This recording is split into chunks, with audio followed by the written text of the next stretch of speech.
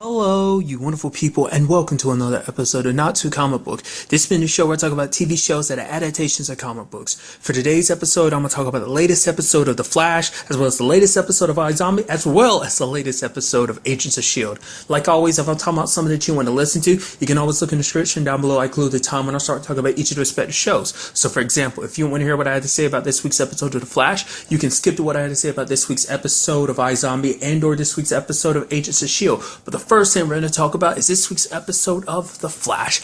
A very good episode where we have Barry taking the knowledge he learned from last episode about Tracy, the lady who helps build the device that he uses to seal Savitar away.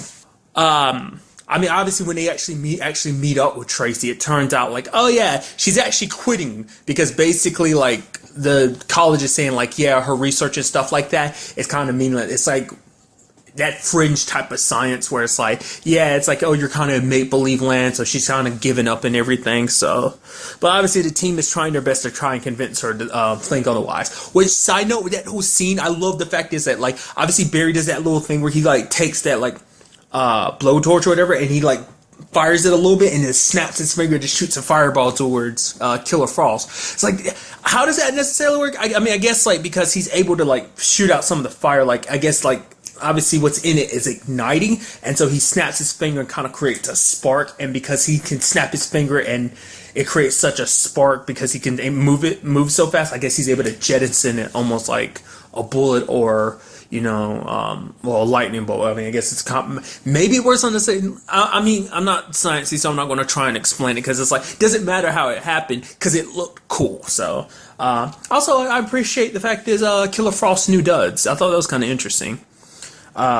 It does seem like, because I kept wondering about it. Obviously, there's still some Caitlyn in her, and I kept thinking, like, maybe that's what that represents, the fact that she has her blue eyes. Like, I brought that up last episode. I was like, yeah, I never noticed that until last episode. I was like, yeah, her eyes are, like, darkish blue now, when before they were kind of like a very light, like, it's like lightish blue, more like light teal, you know, color. And same thing, well, probably teal / whitish, but the same thing for Earth to Killer Frost. So I'm assuming it has to deal with the fact is that Caitlyn's still in there, because even Savitar is like, yeah, you didn't kill them. It's like, you didn't get rid of Caitlyn all the way, so what you think I'm one? Like, I held back or something? It's like, yeah, moments throughout the episode make you think, like, there is a bit of Caitlyn still in there somewhere fighting back. Because the whole point is, like, because he wants her to hurry up and kill someone, in this particular case, Tracy. Because, like, by killing Tracy, it helps them both, because it helps him by getting rid of the obstacle that seals him away in the first place. And for Caitlyn, it's all about, well, I mean, for Killer Frost, it's all about killing Caitlyn so that she can 100% become who she's meant to be. So she also did that whole ice, like, ramp thing around town, which I thought was pretty sick. I know obviously my brain immediately goes, I'm blanking on his name now. Iceman? Yeah, Iceman from, I know, Marvel and DC. I know, I'm doing that, but it's just like, he's the only character I'm familiar with that, like, surfs on ice like that. It's like, she's never pulled that trick out before. Has she? I don't remember. I mean, I guess using it to that degree, I don't think she's ever done that before, so that was kind of cool.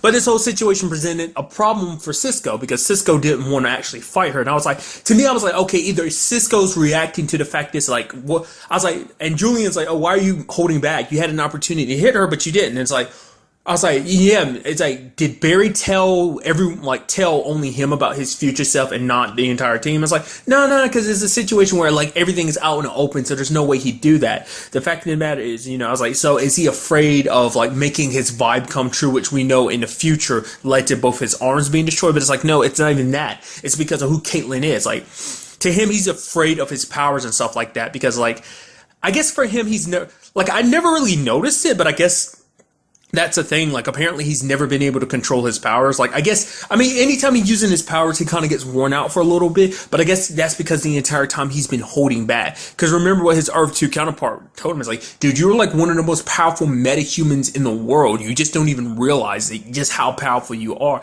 And on some level, that scares him. And so he's afraid that, like, what if the situation comes down to it? Like, I have to fight her and everything. It's like, I don't know if I'll be able to hold myself back, you know, trying to subdue her. Because in this, she's full on Killer Killer Frost, and she's gonna come after us hard. And if she tries to go after one of you, almost tries to kill one of you, and what if I try to stop her, but I end up using too much of my power and end up killing her? I never forgive myself. That's his best friend and everything. I wonder if that's something he's always dealt with, or makes you wonder, could that be a Flashpoint thing too? Like just a little small thing, like. Because the fact of the matter is, he's always looked at his powers very differently from everyone else. Because for him, he's like, for Cisco, it's like he became VIDS because of Eobard. So it's like Eobard being evil wells and everything, and it's like everything he created was evil. You take something like Grodd, for example. So it's like, he always looked at his powers as a bad thing, which I think I've brought up in the past. It's like, but Barry's powers kind of did. Granted, Barry's powers didn't originally come from. Obviously, that's Eobard coming back and screwing up time. But technically, Eobard gave Barry his power, so it doesn't necessarily work that way. It's like, if your powers are bad, that make Barry's powers bad, but he's a hero. At the end of the day, it's like your powers are what you make of them. Like if you use them for evil, you're going to be evil. But if you use them for good, then you're good. So. But I actually kind of felt bad for Tracy in a sense of like, this is kind of a lot of pressure on her. It's like, yeah, we need you to build this device and build it pretty quickly. Like, figure all this sciencey stuff out. Like, what took you like 4 years to do it into the future, I need you to do it like soon, relatively soon, so we can stop Savitar so he doesn't kill the person that we all care about. Side note, the actress who plays Tracy, and I'm always blinking on her last name. It's something with a D. She's been in so much. She's obviously known from House. She Piper Parable's character in Covert Affairs, and she played her sister in that. So I think that's the most recent thing I've ever seen her. I feel like I saw freaking, oh god, what was it? The Magicians. I think that's what it was. I think season 1 of The Magicians. I can't remember. She's popped up at no, she's Right. She's popped up in season 2. I forgot her character's name, but she's the one helping Penny with its hands. I know, like, if you haven't watched The Magicians, I highly recommend you do that, but that won't mean anything to you. But just like, I have to do that every time. Sorry, like my little thing, like, oh, pointing out this actor, where I know them from and everything. I have to do it. It's like a little like idiosyncrasy of mine. But nevertheless, that's gotta be a lot of pressure, because it's like, yeah, this thing that's like for you for the longest time. It's like, even she admitted it. She's like, because she kind of always felt connected with Galileo, because it's like Galileo was like, everyone looked at her like, you're crazy, you're a madman to believe the things you did. And it's like, for her, she kind of like related to that, because everyone felt the same thing about her field of study. And the fact of the matter is, like, for her, she's like, all I know is failure. And it's like, I don't know if I can do this, put this all together, be needed for this whole situation, play my role in all of this, because at the end of the day, she just doesn't have faith in herself, because at the end of the day, it's a lot of pressure to put on you, because it's like, for her, it's like, yeah, I basically what determines whether a person lives or dies, and this, Iris is like, if she doesn't figure out this technology, Iris will die, so it'll kind of fall on her. At least in her mind, no one will blame her, but I'm sure she would blame herself for not getting to it soon enough, so. Also, side note, the interesting thing about them, like, showing her future is, like, I keep bringing it up, isn't that, like, a super bad thing to do? Like, you knowing too much about your own future can screw things up big time. Granted, Barry kept it to obviously minimum, but it's like, I guess they did the same thing too. It's like, but telling her she won a Nobel Peace Prize and stuff like that, something like that. And it's like, the fact of the matter is, that's going to change things. Maybe it won't, knowing that she'll get it, maybe that'll change her mind, and she won't be motivated to do the work that she needs to do to get it done. So, you get what I'm saying? So I don't know. It's kind of interesting. We're already in the process of the future changing, so it's not like everything's necessarily going to work out the same way. Very interested to see what that future actually is when it's all said and done. But I also found it very interesting that she actually studies speedsters. That's her thing. Like, what her whole, like, studies about and everything. She's breaking down some things, and very interestingly enough, like, she basically was like, yeah, you notice when you see like speedsters running and there's that like lightning behind them and stuff like that, it's like, yeah, that's kind of lightning built up from them running, but I think part of that energy is actually something else, some great force that they pull from, and you have HR being like something kind of like a speed force, and she's like, yeah, so that means technically, so to me, I find that fascinating, because does that mean every time a speedster is running, that obviously, like, because they're one and the same with the speed force kind of flows into them and gives them their speed. So it's like, but I guess in my brain, I never knew it was so integrated like that. I just thought, like, oh, your speed is your speed. Like, they gave you the power, but I didn't know they were so still connected to it like that. I don't know. It's something I guess I never really thought about. So every time you're running, like part of it's you, but then there's also a fraction of the speed force there with you, pushing you along as well. I mean, like I said, now I'm sitting here thinking about it, it's like obviously common sense. It's like, of course the speed force is there. It's what gives them their powers and everything. But it's so interesting that she was able to break it down like this. I don't think anyone's been able to look at a speedster and break it down like this. The only people who know are the people who are in the know about speedsters and stuff like that. Yeah, she was able to figure this out all by herself. Shows you how like ridiculously smart she is. And like HR is like crushing on her hard, but she's one of those people that's so dedicated to her work. I think she's kind of oblivious to the fact that he's kind of into her. Really quickly, just bouncing around, I thought it was kind of interesting when it came down to the Cisco Vibe versus Killer Frost battle. And to me, that's the other point in the episode where it's like when you see them fighting, like you see this look in Killer Frost's eye. Now it's either like, A, she's like realizing like she's getting overpowered by Cisco, like something like he's surging up power. There's that, but possibility, but I think it's 100% like Caitlyn started kicking in and she kind of pulled Killer Frost back. You're not going to hurt my friends and stuff like that. I mean, to me, this seems like they are kind of pushing it that way to set it up to be like, yo, like, Vibe is actually, like, because, like I said, he is literally one of the most powerful metahumans. I mean, once again, it's like, you break it down.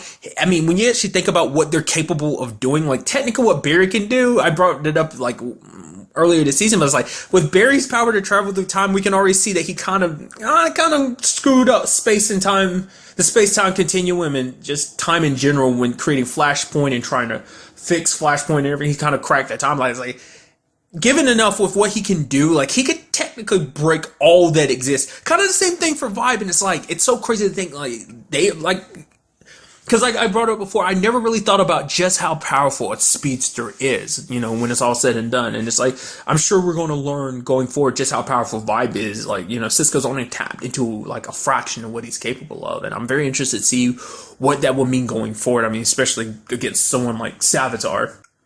But two things. One, I find it interesting that, I mean, maybe this kind of, well, I'll go ahead and bring it up. But one is that Tracy ended up bringing a very interesting thing. She brought up the fact is that the reason why Savitar wears that armor is because it puts such a strain on his body. He's so fast and he builds up so much energy and electricity, it backfires on him and hurts him. So the armor is meant to be as a means of making it so that kind of, I guess, it kind of conducts it a little. I know I'm not using the right terminology, but it kind of absorbs a lot of the electricity he builds up from running so fast so it doesn't get to his main body. But then there's certain conversations throughout the episode that Barry started piecing together. It's like, the fact of the matter, because even Cisco's like, yeah, something's weird here. The fact of the matter is, Killer Frost knew exactly what you were going to say and knew exactly where we were going to be positioned and stuff like that. It's like, yeah, there's future knowledge, but it's like, that's a little too much. That's too on the nose to know exactly what you're going to say and when you're going to say it. It's like, that's too much. And then Barry started piecing it together. I was like, wait. You're not telling me, and it's like, yes, and it gets revealed at the end of the episode. Barry is Savitar. I was like, dude, I somewhat called it. Granted, in my mind, I threw it out, and I was like, oh, maybe he's actually like a different version of Barry. I think I kind of threw out maybe he's Barry from a different Earth, which is like, man, that wouldn't have made sense because he's from the future. He never talked about being from another Earth. But it's just like, because it's like, there was one particular line when Barry kind of like went back and thought about it. He's like, I am the future Flash. For him, he thought it was like, oh, I am the future, Flash, because I'm talking to the Flash. But it's like, no, I'm the future Flash. He was like, I'm telling you who I am from the very beginning. You're just too stupid. It's like, dude, that basically just puts this whole thing into perspective that this is some endless cycle. It's like, Savitar he's like, because I created, he's like, who created you? It's like, no one created me.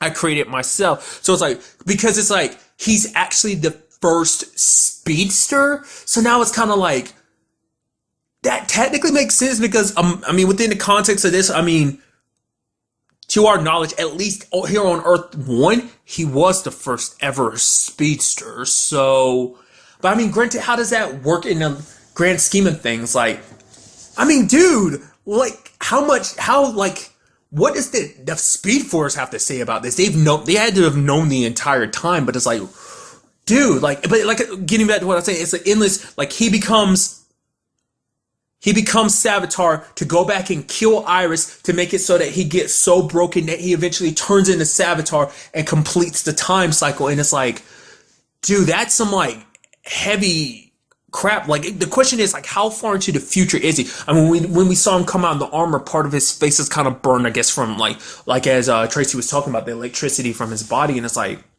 holy crap, like.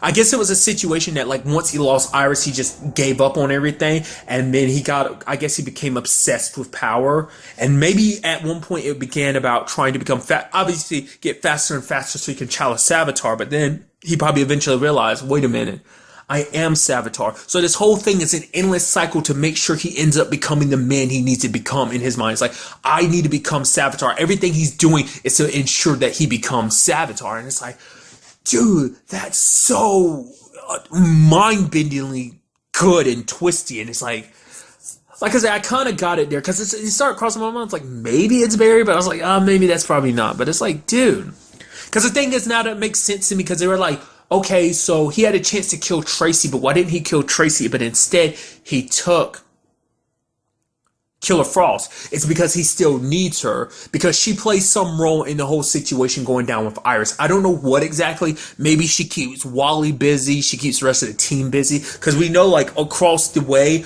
we do see that HR is on top of the roof. Now to me, I interpret that as, now with things kind of being set up, I'm like, that must mean Tracy died. Like the reason why he's a part of it is because he wants to get revenge. Maybe you'll even find out the twist is that maybe they never actually got to see too much of the future. That maybe at that moment, HR is under the thought, it's like, if he kills Barry, present day Barry, BA, then he erases Savitar. Maybe that would be his solution. I don't know, but that's something to think about, especially if Savitar ended up killing Tracy, and basically the same thing that Barry's going through about the whole Iris situation. That would kind of put that in perspective. I mean, but then again, it's like, where's the end goal for Savitar? Because there will always be a future Barry there to eventually seal you away, but then I guess eventually at some point Wally will let you out and stuff like that. So he's always known how everything was going to play out. Not just because he has future knowledge, because he lived it. He knows everything they know. That's why he's always been one step ahead. And it's like, that's just crazy to me. I mean, that's also the question is, how far into the future from 2024 Barry is Savitar? Could this be connected? Because because we also know that it exists 2056 or 57 Barry from Legends of Tomorrow. So it's like, is that, no, because this Barry didn't look that much older. This looks like a slightly older 2024 Barry. I mean, granted, we only got a little bit of a look at him, but from what I saw, it didn't seem like that was an older him like he would be in like 2056 or whatever. So over just a very good discovery. I did not see that coming to a certain degree. Obviously, like, I had my own thoughts about it, but it wasn't nearly to that extent. So the question is, what role is everyone going to play going forward? What is this going to mean for Barry now knowing this? Will he immediately tell everyone, like, yeah, the one we've been fighting this entire time is me? It's like, wait, what? Because it becomes even more messed up, because it's like, Barry kills the woman he loves, and it's like, striving not to become like, I mean, trying so hard to not become the man that you see before you might not be the easiest thing. It's like, I mean, it starts getting to that whole thing of like, can you change fate? Can you change destiny? Even being as fast as he is, maybe there are just some things you can't stop, and there are some things that you can't change. It's kind of the thought process that's kind of been out there. So, I mean, now that I'm sitting here thinking about it, I just realized, you know what that also means? That means everything that every metahuman ever went through, all the stuff that Alchemy did, is technically on Barry. That maybe this might even cause some tension between Julian and Barry, because it's like, yeah, Barry's the one that made him do what he did and everything. Like, obviously, it's not Barry, but eventually, some point in the timeline, it will be Barry. So that's definitely going to bring up some stuff, especially because obviously, like, Cisco and Julian just kind of like, broed it out. They made up and everything, because obviously, like, Cisco kind of resented him a little bit because of the whole situation, because obviously at the beginning Julian's like, we're not doing anything to look for Caitlyn. It's like, we're doing everything we can to look for her, but the fact is, we wouldn't be in a situation if you hadn't done what you did. So I don't know, very, very, very interested to see where that goes, if it actually takes that route or not. So I'm still thinking about the Speed Force. What will the Speed Force do? Like, why? I'm obviously, I've, I mean, like, I guess Barry's gonna have to talk to them about this, maybe, because they're the only ones that'll really be able to explain. I mean, granted, they might not be so willing to let him back in. It's just kind of like, I don't know, dude. That's just such a good twist. I am very curious to see what happens. Like, will he actually tell the others the truth or not? He might keep it a secret for all we know. So, I mean, we will just have to wait and see. Along with this, obviously, like a big part of the storyline was the fact is that kind of played a role in it is Cecile and Joe. Cecile was like, "Oh yeah, that's what I love about you," and Joe's like, "Wait, what?" And she's like, "No, no, just forget about it. Yeah, we're good, right? We can pretend like none of this happened, right?" But it's like, no, once you said it, there's no going back. Which, on a personal level, I can kind of relate to that because I was a teenager at one point in time, and a girlfriend I had at the time. Me and her were doing that sickeningly disgusting, like, "Ooh, I love you." Yes, WUV, love. And at one point she said, "I love you," and I thought she said, "I love you," so I said, "I love you too." So, but technically I said it first, so that was kind of a whole thing. But so I know that like kind of position. I mean, granted, at the time, it wasn't until like later on that she eventually pointed out to me, it's like, actually, you actually technically said, "I love you" first, so. So I kind of get where that's coming from, but it's like for Joe, it's like I can't tell her the truth because I mean, for one, it's like I want a normal life, but also at the same time, it's like because I feel like I don't have the right to, say I love you when it's like I'm not telling you everything. Which Barry's like, I mean, eventually, she makes you happy and everything. Eventually, gonna have to tell her the truth about me and Wally and everything we do, which, Joe's like. Once again, now mess up his normal life, but then it's like if he doesn't, he won't have one. Because the fact of the matter is, when it comes to loving someone, just kind of in general terms, it's like showing all sides of you. And obviously, in this particular case, Joe hasn't been sharing everything, so obviously he's going to have some reservations about that. But at the same time, if you don't open yourself up to someone completely, they'll get the feeling like, yeah, you're not 100% in this, and might decide to leave, and so things won't work out. But fortunately, obviously, after being rescued from the clutches of Killer Frost, he ends up sitting down and talking to her, because the fact of the matter is, no matter what, it's like, because even Barry says it, like, there's no such thing as normal. There is the love that you have to be, that you're willing to fight for, and at the end of the day, that's kind of all that matters, so. It does seem that Cecile is in the know now about Wally and Barry, so that's pretty cool. It seems like such a small thing, but I get the feeling that's definitely going to play a role going forward. I mean, more so than anything, it's probably just advancing Joe's story, but I mean, even amongst the main plot, that might eventually turn into something. We'll just have to wait and see. Like I said, a very good episode. I'm super excited to see what goes down in the next episode. And now moving on to this week's episode of iZombie, a very good episode. I love how we immediately jump into the case in this particular episode because obviously the crime that had taken place like 2 weeks prior. What I thought was so fascinating about it is the fact is immediately like, because Liv goes into the situation like, "Oh yeah, you just eat the brain." They're like, "Oh, just eat the brain." She's like, "No, I'm not going to." "Why not?" "Oh, do you think it's because of the blue liquid?" It's like, no, she was a dominatrix. Like, Liv really ever goes into it knowing exactly what she would get from her person. Like, that never really comes up. Very interesting results in this episode. It kind of heavily reminded me of that episode last season when she ended up getting her stripper brain. I think I even tweeted during that season like, yeah, this is hands down probably one of my favorite brains. This easily is a contender too, with the fact is that just her being so kind of barking orders and stuff like that. At one point, obviously she's with the sketch artist Jimmy. He's like, "Oh yeah, why? Oh, you're just coming up with all these like names and faces of people you want me to draw and everything." And she's almost basically every time she's like, "Shut up!" And he's just like, oh, kind of snapping him into place. And there's even one point where she was like, Jimmy, if you ask one more question, I'm gonna bend you over and spank you. And he's like, really? And it's like, they got this look in their eyes, and then like Clive comes in, and Jimmy's like, could you knock next time? Even asking later on, so she's single, right?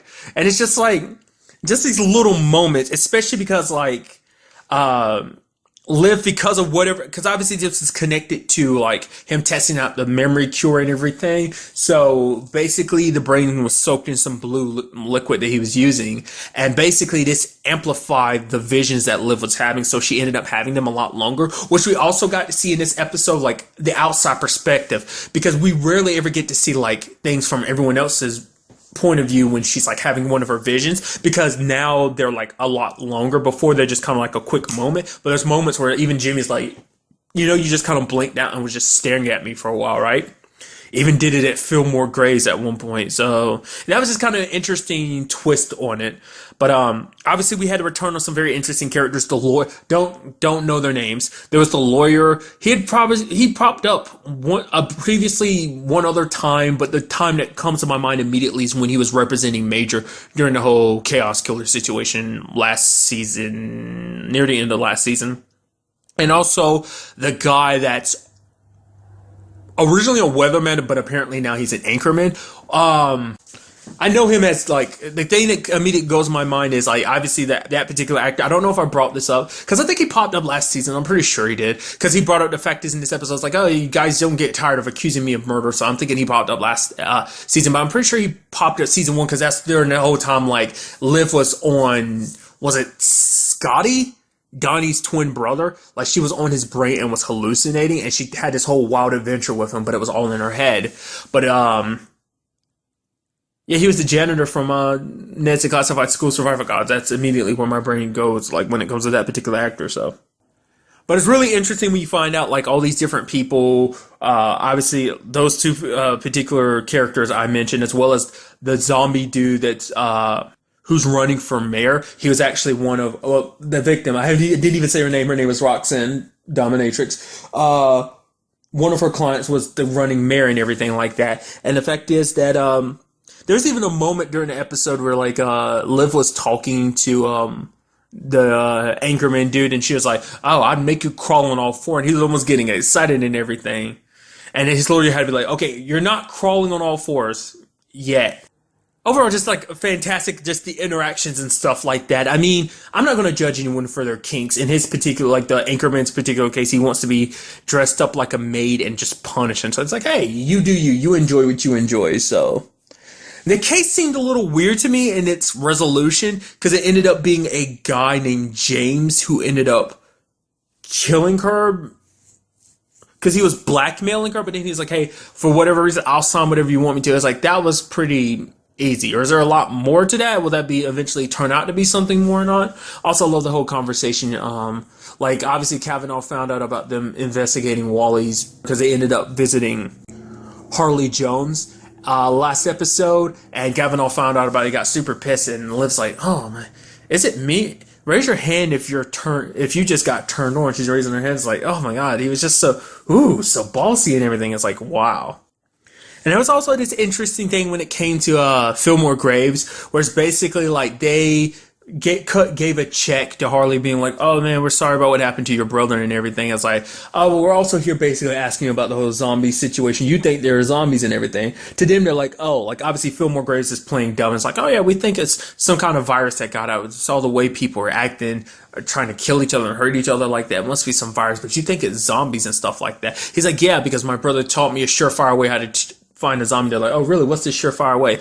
Basically, a zombie's heart only beats like 10 times a minute or something like that. Basically, you check their pulse, and that's how you determine whether someone's a zombie or not. So obviously, Harley's not 100% an idiot. He kind of knows that. In his mind, he's like, yeah, this is some big corporation that knows about zombies and stuff like that, but they're covering up to save their own asses and stuff like that. Not realizing the fact is, I mean, they've tapped into his truck and everything, tapped into his conversations. So they do know that him and his, whatever group he's working with has figured out that the Chaos Killer's victims were all zombies. Because for them, it came to a conversation of like, what are you going to do, Fillmore Graves? Because me and my people, we're ready for it. Because the fact of the matter is, we have to be prepared, because either you're a zombie or you're zombie food or you're human.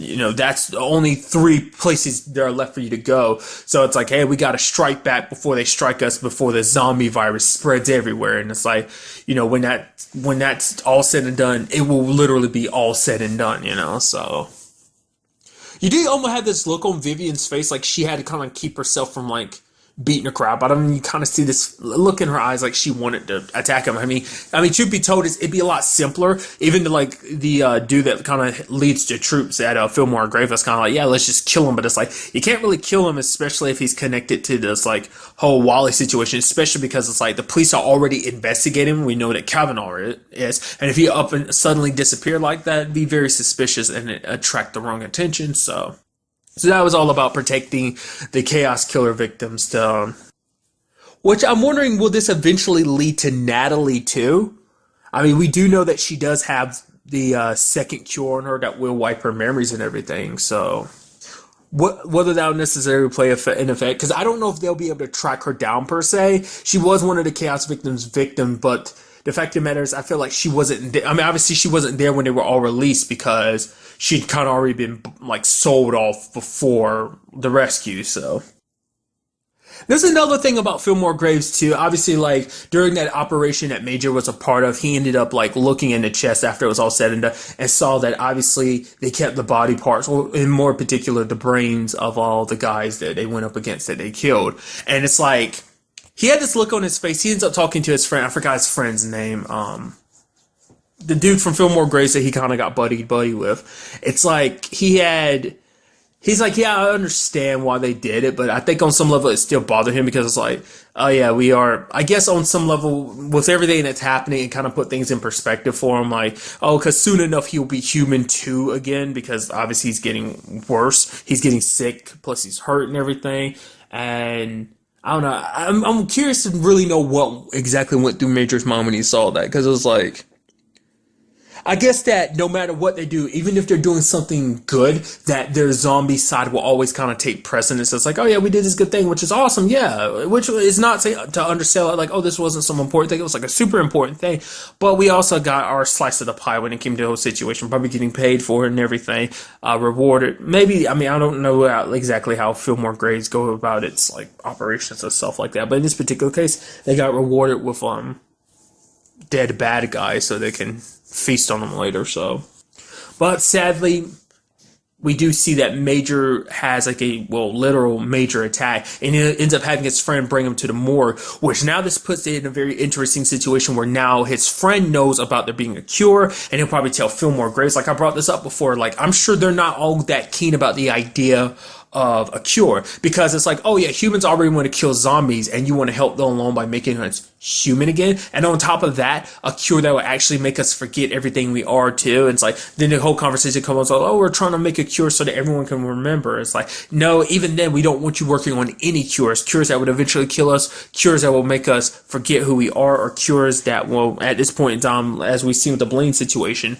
not do anything. Once again, don't know if he could be faking it this time. Like I feel like they, like I brought up last episode, I feel like they would have made more of a spectacle out of it. They made more of a thing out of it. But now it's like Major has no choice but to take the cure. Obviously, they waited a little bit for his wounds to heal up a little bit, then deciding to give him the cure. But this means obviously he'll forget everything. And so he's asking Liv, it's like, yo, like, remind me of what was special between us at one point in time. Don't ever let me kind of forget that. And so him and Liv kind of have one more moment together. Because he's like, the good thing about losing my memories just means that you'll sweep me off, like you'll sweep me off my feet again. Not the exact phrasing he used, but it still fits. Sweep me off my feet once again. So obviously looking at the silver lining, you have to in this particular situation. So obviously Ravi comes and is like, yep, reluctantly, like, we got to do this. And he's like, I, had a whole great speech prepared and everything, but it's like, at this point, it's kind of like, no. We'll just say I gave you the speech, because it's like, if I had really said the speech, it's like, you would have ended up forgetting it anyway. So it's like, let's just say, hey, I said the speech, it was freaking awesome and everything. So they administer the cure to Major at the end of the episode. In a way, like I brought up before, it's like, in a way, it's almost like, to them, it is like saying goodbye to Major, because even if they tell Major who he is next time, like, he won't remember who he is. It's like, oh, this is the person I was, but it's like just like Blaine became a different person, who's to say who Major will turn up? Like, your memories help make you, your memories and your experience help kind of forge you into the person you are. And once again, it's like, without them, what does that make you? I'm pretty sure I was referencing something else when I kind of brought that up. I said it almost like, oh yeah, like I don't know if I'm referencing anything I said about iZombie this particular season, but I feel like that kind of perspective came up in something else, and I think that's what I'm pulling from. I know I'm kind of rambling on, sorry. But like I said, Blaine became a good guy. Who's to say Major doesn't become a total tool or a bad guy, I'm also curious to see what this means going forward too, because it's like, if Natalie doesn't take the cure and she comes to him, it might be too late. I mean, granted, it's a gradual thing. It's not all at once. Apparently, the whole Blaine situation happened over a course of a couple of days. So, which I guess in some ways that seems like it's probably worse because you're like, oh yeah, what was it? It's like, oh, all of a sudden I forgot my mom's name. It's like, oh, who are you? Why were we talking? Oh, you're my best friend, Robbie? Like, oh, you're my ex-fiance, Liv? You're a zombie? What? That's also another thing, too. Will they tell him the whole zombie element? I mean, eventually they told Blaine and everything the truth. And so, I mean, maybe that'll apply. I don't know. Makes you wonder who will Major be when this is all said and done and what. Not necessarily I guess somewhat the consequences of what it would be for wiping his memories. Like, I don't know. I get the feeling like we're not completely done with that third cure. I'm sure that Ravi's obviously going to be working to kind of tweak it a little bit. But like I said, I still got the feeling about that whole Blaine situation. It just might take a little bit longer. Maybe it's determined, like, a lot of factors must be at play or something. Like, how long has it been since you took the first cure? Like, how long were you a zombie? Stuff like that probably affected. Because, like, Blaine was a zombie a lot longer, and he got the first cure before Major did, and before Major became... Because he wasn't a zombie, actually, for that long. I don't know if he had even gone through the full, like, transformation at the time, but, I mean, So very interesting developments, and I'm also curious to see because the fact of the matter is he can't work at Fillmore Graves anymore because the fact is he's no longer a zombie, which, I mean, obviously human people work there too, but I'm sure a lot of people are going to turn their back on him because it's like, oh, you took that cure, you're a filthy human now, especially in this time when it's like wars waging on both sides, both the humans and the zombies, which in itself, that might be a twist in the story where it's like we make it so that Major finds out about zombies, and because he doesn't have that connection with Liv, knowing, like, because he loved Liv, has known Liv for a long time and loved her, that made him look at zombies a little bit differently, because obviously, like, his own experience when it came to zombies was Blaine and his operation and everything. So maybe what we'll end up seeing is that all these zombie haters and people who are trying to kill zombies, maybe Major ends up joining up with them and ends up turning against Liv. I mean, in this whole, like, humans versus zombie things, it's the choosing sides has gotten even more deadly now, because now it seems like it might be a situation where it's like Liv has to join Team Zombie to protect him, while you also have Major going off to be Team Human to eradicate zombies and stuff like that. So, pretty interesting developments. But overall, a very good episode, and I'm very interested to see what goes on in the next episode. And now moving on to this week's episode of Agents of S.H.I.E.L.D. Very good episode. We end up kind of getting a little bit more of a time frame about things. We end up finding out that basically, like, Simmons and Daisy have been within the framework for 10 days, and basically they've on the jet. The others, Yo-Yo and the others, basically had to make sacrifices so that they could keep it afloat. Basically, they couldn't land and fill up for, fuel or whatever, because obviously that'd be too suspicious. Can't contact anyone because you don't know who you can trust and everything.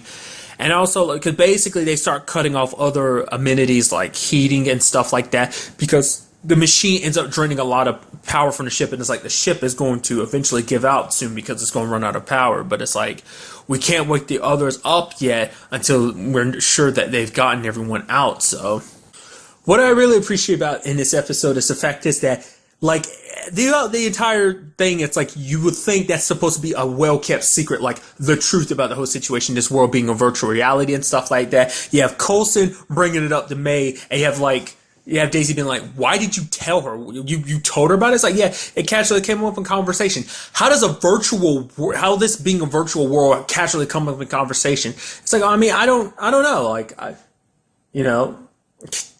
and also, like, Tripp brings out the fact that it's like, oh yeah, Simmons told me that. It's like, okay, you're telling everyone, because Simmons prior to this had told Ward and Mace. I mean, obviously you're telling everyone because you want them to be right about this whole situation. It's like, get it right in their heads, and they're off to, like, to make them believe in everything, which obviously May's kind of in disbelief. So she's like, the only way I'll believe is if you show me. I have to show me, don't tell me, But it was an interesting conversation with Trip where it's like, oh yeah, she told me, so that's why you're excited to see me, why you hugged me and everything. And he's like, well, the fact, it's like, so, in this other world, it's like, did you and me? And then Daisy's like, date? And he's like, no, I mean, that's not, sure, let's go with that. And she's like, no. It's like, oh, so me and Simmons? No. Me and May? No. What? Really? Are you sure this is the world you want to go back to? It's like, dude, I love you so much. You're so cool. Oh, you're so awesome, Trip. We miss you so much, dude. I mean, obviously, like, Daisy did, because, like, the moment she saw, I was like, Trip! It's like, yo, do I know you? You're fair hugging me like that. It's like, all right, right. I've heard so much about you and your mission, so. It's kind of sweet what Daisy had told to him. It's like, yeah, this world needs a patriot and everything. Obviously not telling him everything. And it's like, oh yeah, take this time and maybe you should take up the mantle of the patriot. Which I'm wondering, is that a comic book thing or something? I've never actually brought it up before, but like, what's up with the whole like patriot situation, like compared to like the whole Iron Man patriot situation? Like, I mean, this is part of the MCU and stuff like that. So is there some? Well, I actually forgot about that. Because I'm sure that popped up in the movies, but I forgot that actually popped up in Spider-Man, and I'm actually familiar with it because Norman Osborn is actually the Patriot in the Ultimate Spider-Man cartoon, which apparently, I think I ended up reading about that actually being like a legit like storyline. Basically, it never works out. It's Norman trying to be a hero, but kind of failing miserably. Which is kind of, in a sense, I guess it kind of fits with Mace's whole story of trying to be something that he's not. Obviously, trying to be the leader of leader of S.H.I.E.L.D, the Inhuman at the top of the food chain, but it's like, no, you're not actually Inhuman, you're just a regular human. So I guess it kind of correlates when you actually break it down like that. So, but nevertheless, we ended up kind of finding out what it was that Fitz was going to offer Radcliffe to get him to go tell them how to track down the others. And I'm like, because what I thought last episode was like, oh, in some shape or form bring Agnes back, which in retrospect is like, no, there's no way of doing that. Her consciousness is going like all that what's left of her was right there, and Fitz killed her, so there's nothing else left of her. But it really caught me by surprise is what Fitz offered him. It's like, oh, the fact of the matter is the machine's up and working. It's like, and then Radcliffe's like, the Darkhold. Didn't realize just he'd actually be so impressed by Ada, by what she's done, finding these technicalities. I mean, he's actually made that pretty obvious before. But it's like, oh, you know what we can do? He's like, Fitz is like telling Radcliffe, it's like, oh yeah, we can give you immortality. You can go back to that other world, but have your own life and everything. Which obviously Radcliffe's like, okay, I'll work with you. I'll tell you where they're going. Which I had a feeling it kind of clicked in my head a little bit later on. I was like, Radcliffe's playing Fitz, isn't he? He has to be, because Radcliffe doesn't have anything in this world. He doesn't have anything in the other world either. Like, this world was supposed to be, the main purpose for building this world is eventually for everyone else's happiness, but more so than anything, he wanted somewhere to help Agnes because he loved her and cared about her deeply. But now that she's gone, what's the point? She's not in that world because her body, died when he put her consciousness here. Her consciousness is all that was left of her, so for him, it's like, what's the point of being immortal? It doesn't matter to me, so. And really quickly, it never came up, but where is Ward? I'm sure he's kind of helping fight back with everything. I guess that's something we're going to see going forward, but it's like, I mean, he wasn't there to see them off. It does make you wonder what he asked for, what he had brought up. Was that last episode? The whole, like, when it's all said and done, will I get my sky back? And, Daisy was like, I don't know if it's going to work like that or not. I would think so. Like, maybe, like, their avatars kind of, like, the avatars that kind of inhabited, that being their respective framework bodies, ended up, kind of returning back to normal, maybe. So, I mean, we just kind of have to wait and see about that.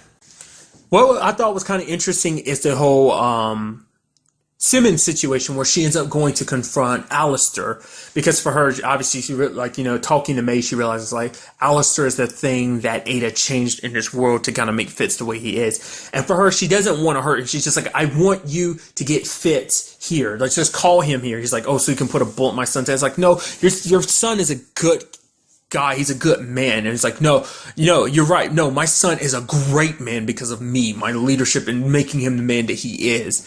I'm not going to let you, destroy him in a sense, But for us, obviously for Simmons, she's like, I love him. I'm doing everything for him. Ada, she's this monster. She just messed with his head, and basically you're part of that and everything. Because Daisy had previously said, like, they can't save Fitz, especially in his current circumstance. They won't be able to pull him away from Hydra with that mentality and stuff like that, or convince him that this is the right thing to do. So, obviously, Simmons had to take things into her own hand. But Alistair wasn't willing to listen, and he attacked Simmons, and she killed him out of self-defense. I mean, obviously there's a side where Daisy was eventually like, yo, don't worry about it. He wasn't real. He was ones and zeros. But it's like, for Simmons, it's like, it doesn't matter. Like, it was real to Fitz. And to Fitz, his dad, he loves his dad. He cares about him deeply. Obviously, real world Fitz couldn't care about his dad. Downright hates him and everything. But this world, he actually loves his dad. He even brings it up. It's like, my dad finally told me he loved me. You know, which is like super sad that it took this many years for him just to utter those words to you. So, but, Fitz is so mad that he's not willing to listen, because even Radcliffe's like, the fact of the matter is, Gemma probably did this by accident. He's like, I don't care. That's my father. He's dead. I'm not going to rest until Simmons gets a bullet in her head. And obviously they end up catching up to the others. Obviously the pathway is closed off because Ida got to it first, but Daisy, using her powers, I guess, like messing with the frequency and stuff like that, she's able to open a portal, and everyone's looking like, whoa, you weren't lying. Because obviously Matt got super pissed, like, about the fact that you're dragging me away from my little girl and everything. And obviously Coulson's about to go towards it, but then gets shot. But then, like, Meg's like, whoa, wait. He's like, just come on, just, you know, take a leap of faith and everything, which they eventually both do.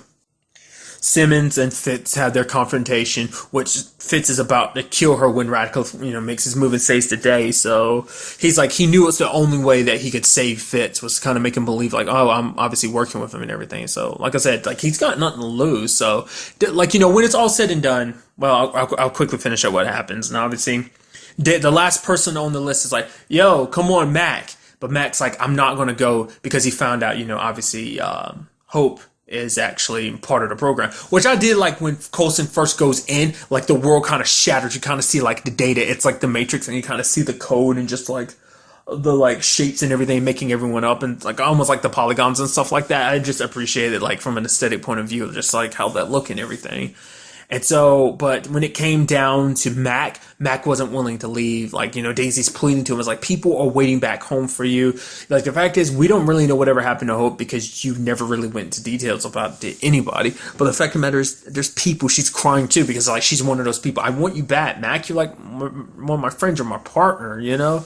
But it's like, for Mac, it's like, for him, I knew it from the beginning. I said from the beginning, Mac would be the hardest one to convince, because it's like, he's the one that has something so heavily attached to this world. Fitz kind of was under the delusion of being in love with Madam Hydra or Ophelia, and obviously being okay with his dad, which we know he's not okay with his dad, which kind of removes the thought that, hey, him and his dad are, I mean, I still get the feeling like maybe they're set up to make it so that he will eventually bump into his real dad. Maybe when it's all said and done, he'll track down his real dad and talk to him or something like that. I don't know. But, because I had previously thought, like, oh, what if we end up finding out the way he was reacting last episode to Radcliffe, what Radcliffe was saying and stuff like that. I guess it just naturally got underneath his skin. It's like probably ignoring all the other world stuff, or maybe paying attention to it because he believes in it and everything. But it's like, oh, don't compare me to that piece of crap. Other me is like, this me right here is the me that matters, the one that helped make his son a great man or something, like, you know.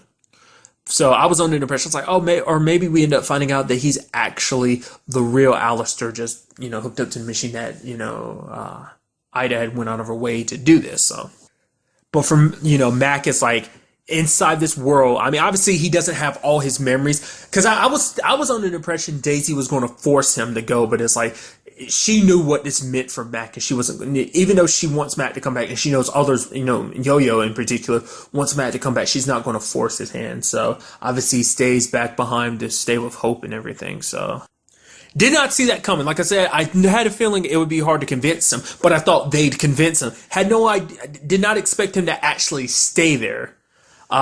Which, like I said, begs out the question, like, it makes me think we're going to bounce back and forth. Going forward, we'll probably get, like, mainly on the outside, since they are on the outside now, but we'll probably get little tidbits here and there about the inside on what's going on. Obviously, when you still had, like, Mac's still in there. He's the only person that's left in, I mean, well, him and Radcliffe. It makes you wonder where they're the only two people within that world that really know the truth. Well, three, because Ward kind of knows. But like I said, it'd be interesting to find out whether the whole Avatar situations work out or not, where it's like, oh yeah, the real Dims come back or not. Maybe not. Like, maybe when they entered, their digital bodies were destroyed as well. So, like I said, we'll just have to see on that front.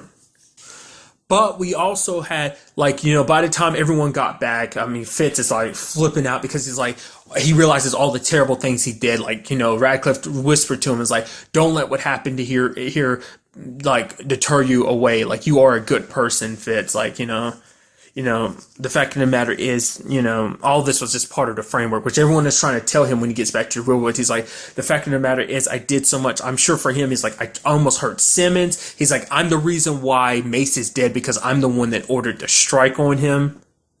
I killed Agnes too. So it's like, there's a lot of blood on his hands. And it's like, when it's all said and done, who knows if Fitz will necessarily be able to forgive himself. But before that could really go any further, Ada, or rather Ophelia, because she's no longer, you know, a robot. Her body's been dismantled and everything because Coulson made sure to kind of do that immediately after waking up. But, you know, Ophelia, like, quickly is like, oh, Fitz, we can kind of be together. She's like, touch my heart. So this is what it means to feel, you know, feelings. And she grabs him and ends up kind of poofing away. So kind of showing that she does have powers, which I'm not surprised. I figure you're not just going to give yourself like a regular body. You're going to give yourself like some like added bonuses along the way. Now, whether that was 100% by design or whether that was just kind of like the Darkhold being like, oh, give yourself power or something like that. I don't know. Does this mean now now that she's human now, will she be able to have more access to the Darkhold? I mean, granted, having access to the Darkhold as a robot was a lot more beneficial because she can obviously, like, download a lot of the information and kind of retain it and stuff like that. But obviously, like, she's still keeping her goal of, like, because previously I thought, like, what was going to finally happen is, like, she was going to get Fitz into a new body. And maybe that is what the ultimate goal is, because she still wants to be with Fitz, is what this is all about. She's like, yeah, we can kind of be together now. So that's why she went out of her way to grab him when she teleported away. So she's going to try and convince him, like, oh, you love me. It's like, oh, all the time we spent together in that other world and everything. Maybe using her power, she'll try and rewrite his brain and his memories and stuff like that. Maybe she'll try and take the Fitz from that world and make him real by making him overwrite this Fitz. So maybe that'll be the case, maybe not. Poor Simmons, just when she possibly has Fitz back to normal, he's taken from her. They just got out, and then now Fitz has been taken, so... What I'm also curious about, because obviously this is based on the machine that Eli was trying to build and everything, like, within the first half of the season. So does that mean she has the same powers as Eli, because Eli could kind of make something out of nothing? I mean, granted, it seemed like that was the case, but really he was actually doing, like, you know, like, there was equal exchange with everything he was doing. So maybe the same thing applies to Ophelia now, that basically she has those powers as well. They kind of bend reality to a certain extent, make things pop up out of thin air. Another thing, we're just going to have to wait and see. So I'm very excited to see what goes down in the next episode with these new developments. They're back and everything, but now Ophelia's out there. She's got Fitz and she's got powers. And granted, we don't even know what she's fully capable of. We've only seen a glimpse of what she can do. So, and like I brought up earlier, also like the framework. Like, I get the feeling, like I said, I get the feeling that's going to be a storyline. Whether it's going to be like the main storyline, like it's been so far this part of the season, I don't know. But like I said, we'll just have to wait and see. But really, that's all I want to talk about in this episode. Till the next time we meet, be happy, be safe, live life to the fullest, and enjoy it. Good day and goodbye.